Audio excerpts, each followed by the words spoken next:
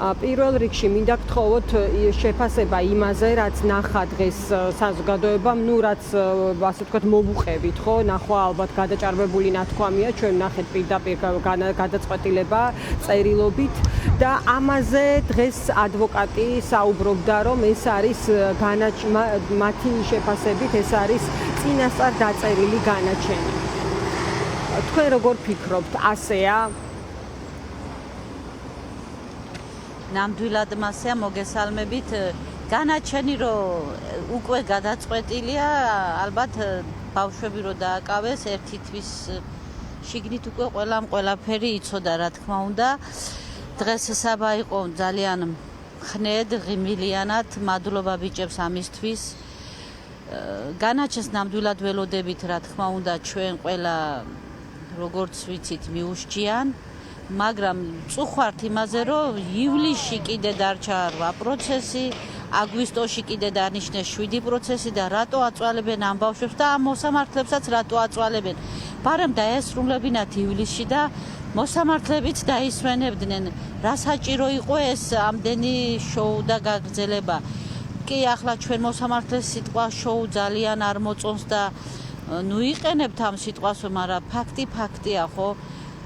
ასე რომ, რა თქმა უნდა, ველოდებით ყველა განაჩენს ბავშვებს მიუსჯიან და ჩვენი ბიჭები არიან ძლიერები.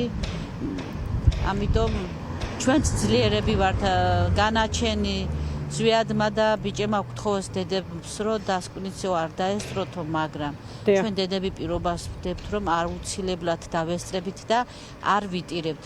ვეგუებით ბავშვების თხოვნას შევასრულებთ, ასე რომ ჩვენი ბიჭები ძლიერები არიან და ჩვენ სხვა გზა არ გვაქვს, უნდა ვიყოთ ძლიერები და დედები.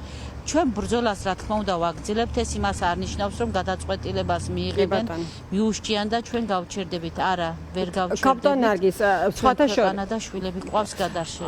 სხვათა შორის, აი მარიზი კობახიძის, გოშაძის დედის კომენტარი იყო იქამდე და წინა დღეებში, როდესაც გამოცხადდა სხვა განაჩენი, დასამახსოვრებელი იყო მისი შეფასება, რომ აი კონკრეტულად ამ მოსამართლესთან დაკავშირებით შესაძლოა ყოფილიყო სხვა ტიპის მოლოდინი, იგივე მისი კეთილგანწყობის დამოკიდებულების გამო ბრალდებულების მიმართ, ხომ? ანუ ნულოვანი უნდა იყოს ეს მოლოდინი, რომ რაღაც სხვას ნახავს საზოგადოება ამ პროცესში, ანუ სტერილური დამოკიდებულება არის პროცესის მიმართ. აი თქვენი დასკვნა რა არის? განაჩენებისკენ მიდის საქმეები და ამიტომ მნიშვნელოვანია, რომ კიდევ ერთხელ მოხდეს შეფასება და გადაფასება ამ საკითხების. ამასთან დამოკიდებულება ჩემი აზრი ესეთია, როცა მოსამართლეს ჩვენ ნამდვილად გაგვიმართა მოსამართლეში შედარებით იმ 11 ბიჭთან დაკავშირებით, როცა თავისუფალია მოსამართლე შიდა პროცესში ან რამე სიმკაცრე შიგადაშიგ საჭიროა და როცა იჩენს ეს სხვა, მაგრამ ძალიან ხშირად იმაშობა რა ადამიანურ რაღაცებს ანიჭებს მნიშვნელობას და ხო იცი დედები როგორი არიან, ვაიმე მე მგონი ეს ჩვენ სასარგებლოდ გამოიტანს გადაწყვეტილებას, არა ილუზიას ნამდვილად არ ვიქმნი, მაგას ეგრეთ წოდებულად ჩვენი არაკანონიერი მთავრობა რასაც დაავალებს, სხვა გზას არ დაუტოვებენ მოსამართლეს. დარწმუნებული ვარ მოსამართლემ რომ იგრძნოს, რომ მე ამ გადაწყვეტილების გამო არავინ პასუხს არ მომთხოვსო, ალბათ ყველა ბიჭს გაუშვებს სახლში. მაგრამ მოსამართლეც არ არის თავისუფალი და ძალიან მძიმე განაჩენების გამოტანა უწევს. ნამდვილად წუხს ეტყობა წუხილი, განსხვავებით გალუსტაშვილისგან. აი ამაში მართლა გაგვიმართლა და ჩვენი მოსამართლეც არ არის თავისუფალი და ამიტომ არანაირი იმედი არ მაქვს და ვიცი განაჩენი რა განაჩენიც დადგება. კაპიტან ნარგის, თქვენ წინა პერიოდში გისაუბრიათ, რომ აი საბა ჯიქია იყო თქვენი შვილი სვიად ცეცხლაძის თანამესაკნე, ხომ? აი ამაზე რისი თქმა შეგიძლიათ? აი თქვენ გაუსვით ხაზი რა აქცენტი ქონდა საბას მის საბოლოო სიტყვაში დღევანდელ პროცესზე, ის ამბობდა, რომ მას მხნედ არის და არ უნდა რომ სხვების თვალებზე ცრემლებს ხედავდეს. აი თქვენთვის რა არის მთავარი ამ პროცესში? მათი შემართება, ზვიადის განწყობაც მსგავსია? ალბათ თანამესაკნეობა კიდე რაღაც სხვა ტიპის ურთიერთობებს წარმოშობს ამ ადამიანებს შორის და ეს მნიშვნელოვანია. პატარა ოჯახს. კი, აი ერთმა ესე ამბობენ რომ შევიძინეთ ოჯახები, აუცილებლად დედაო დასრულდება ეს პრობლემები და ჩვენ გავთავისუფლდებითო, ჩვენ ვართო ძალიან ახლო, მესაკნეს ეძახიან ჩვენი პატარა ოჯახი.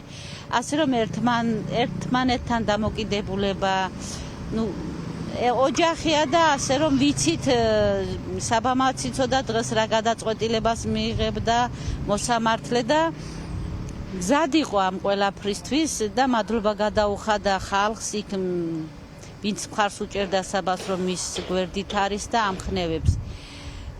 ყოჩაღი ბიჭია და ყოჩაღი ბიჭები არიან ამისთვის მე მადლობა უნდა გადავახვხადო ყველა ბიჭებს რომ აი არ წუწუნებენ და ხვდებიან იმ მოცემულობას რაც დგება, მაგრამ ისიც ვიცით რომ ეს ბიჭები იმდეხანს არ იქნებიან ციხეში, რასაც მიურჩია. ხო, აი ამაზე მითხარით. შემდეგ გზას როგორ ხედავთ ქალბატონ ნარგიზ?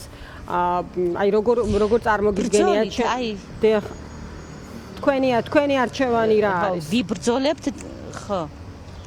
ჩვენ არჩევანი არ დაგვიტოვა ეგრეთ წოდებულმა მთავრობამ ბრძოლა და კიდე ერთი ესა რომ რეჟიმი დიდხანს ვერ არსებობს და რეჟიმი რო დიდხანს ვერ არსებობს ეს ცნობილი ფაქტია და ამიტომ ჩვენ დედები ბრძოლას გავაგრძელებთ სხვა გზა არც გვაქვს ვერ გავჩერდებით ზვიადი ისეთი ბიჭია და ისე უყვარს სწავლა და ქვეყანა რომ აი მაგი როგორ შეიძლება დავტოვოთ წლები ციხეში მაგან უნდა ისწავლოს განათლება მიიღოს და ყველამ ერთად ქვეყანაზე ვიზრუნოთ სხვა გზა არ გვაქვს ჩვენ კი ბატონო, დიდი მადლობა ქალბატონ ნარგიზ, დაგემშვიდობებით. ნარგიზ დავითაძე, ზვიად ცეცხლაძის დეიტა საუბრობდა.